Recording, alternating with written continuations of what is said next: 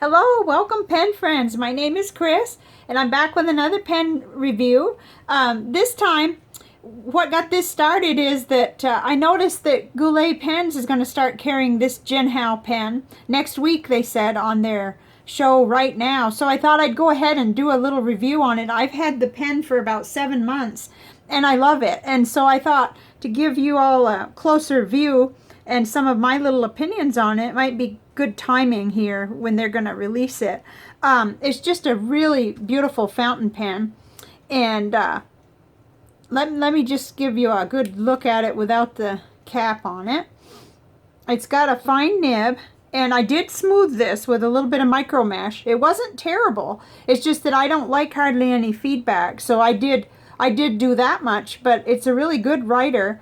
And it's beautiful to look at. It's just stunning. So, in fact, last time when I did my inventory, I think it missed being in the case, if I'm not mistaken, because it was somewhere being used. And that happens sometimes. Later I'll realize that one was MIA, you know. But I love this pen. And it's got these little shiny, you know, inlays in the barrel that just make it beautiful. In fact, there's one of them that looks just like the Labradorite, or at least it reminds me of it. And it may be tricky with this light, but this is my Labradorite crystal that we'll revisit later. But let me see if I can go over some notes here. What I really like about it is the beauty of the pen and the fact that it comes with a converter. You know, it just comes with the Jinhao converter. It's got really nice threads here, and it comes with it. Right now I've got J. Arbonne Emerald of Chivor in it, and I'm not worried about using the sparkly ink in this pen and at all. It works really good, and so it just has that standard converter, or you could use cartridges if you wanted, but it comes with a converter.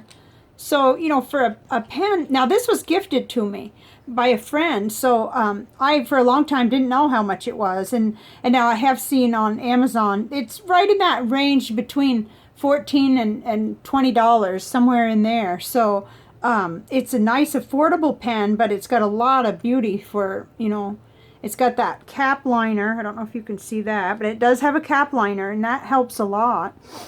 So let's see, it's been a reliable writer, and like I said, it's affordable.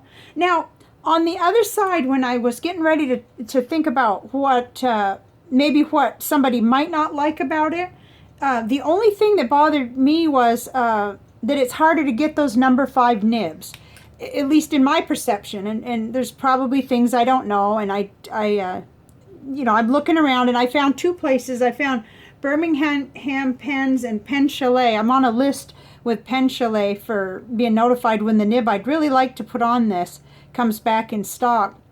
Because what I've noticed, for me anyway, is that the fine nibs are great for notebook note-taking and journal writing, which is a lot of what I do, but I'm writing a lot of letters now too, and for letters I just almost always want to write with broad nib or stub nib. So that's what I was looking for this, was maybe a broad nib to put on it, or be able to change it, which you can, but you got to have one. And that's another point that I was excited about, was that Goulet Pens said that they're maybe just a few months away from offering number 5 nibs. Oh my goodness. I'll have to make sure I'm on the list for that, because there's a couple pens I'd like to upgrade nibs with. So I did some measurements, and I came out with this capped 137 millimeters, uncapped 122, and then posted. It's really long. It's too, let me see. Let me go ahead and do that. And for me, it posts real securely, but for me it makes it too heavy. Not necessarily too long, but I feel that weight back there kind of dragging backward. That would kind of, I would rather write with it uncapped, which are unposted, and you can do that if you've got a medium-sized hand like I do, or small to medium. So so that was what I came out with, and then I put it on my postal scale. It says 1.4 ounces, and then I looked that up online to translate. It would be 39 grams. And I'll pull out a couple pens to compare it to in a minute. So the only thing for me that would be good is if I had maybe easier, quicker access to number 5 nibs, so I could switch it out. But it's been a wonderful pen for me.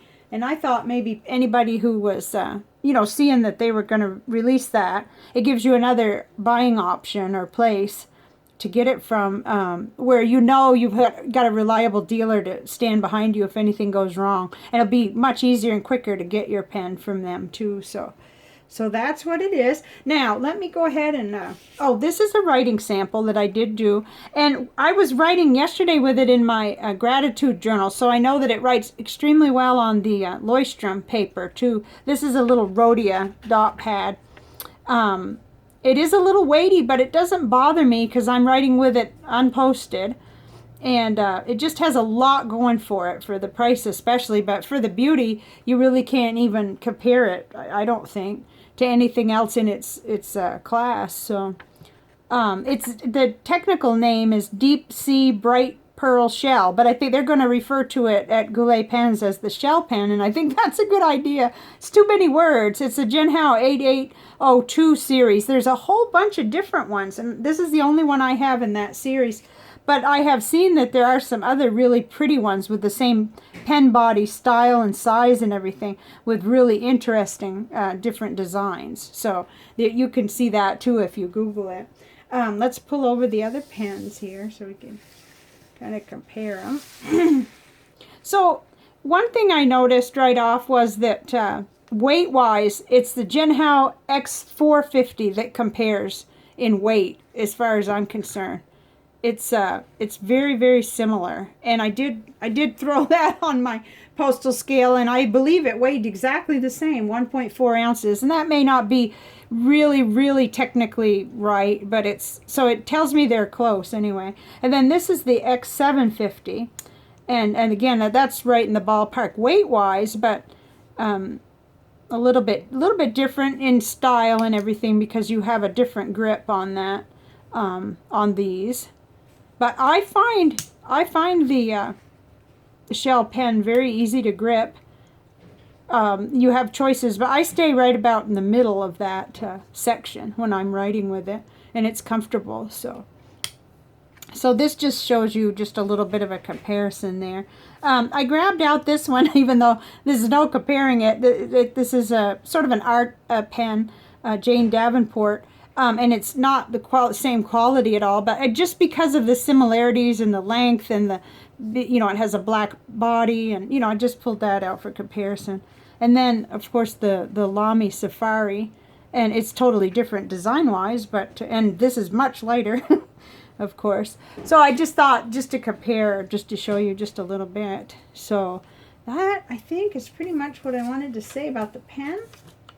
I've had it 7 months and written with it a lot. In fact, it escaped one of the inventories. You would see it on my first one, though, where I did my 1 year inventory. And then the next time, it could have been that I had it in the container marked problems because I wanted to smooth the nib, and I have done it.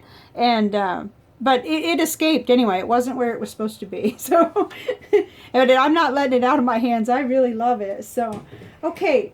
That's it for the pen, but I wanted to show you something else, something I've been having a lot of fun with the last couple of days. Oh, shoot. Well, first, oh my goodness. First, this is what I also had a lot of fun with in deciding what to put in the pen for this review, because it was cleaned and put away.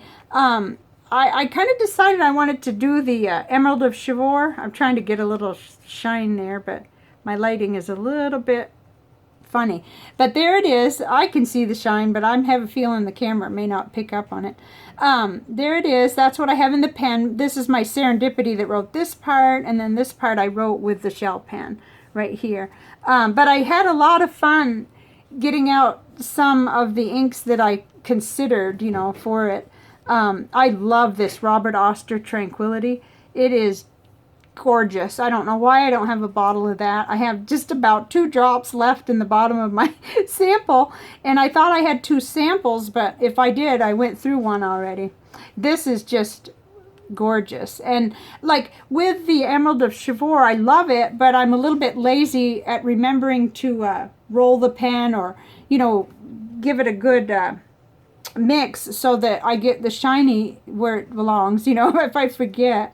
And then I thought that Monteverde California Teal was going to kind of compare, but it's much more green, but it still would be an excellent choice for this pen, I think. I mean, just about anything would be, but it's neat how it picks up on those colors in the inlays, you know, that all of these four did, I thought. This being my favorite, I think, of these four. And then the Sitz Cruise Knock, I have that in a Jinhao 992, and I just love it. A pen friend had sent me a sample a long time ago, and I really have been enjoying that. And that 992 doesn't dry up. It just keeps ticking, you know? It's like, it's one of those pens where you realize, I need to clean this pen even though it doesn't really dry up or act like it, just to be sure that I'm getting maximum ink flow and everything. So I did want to show you this before I show you my other project. Gosh, I wish that would show.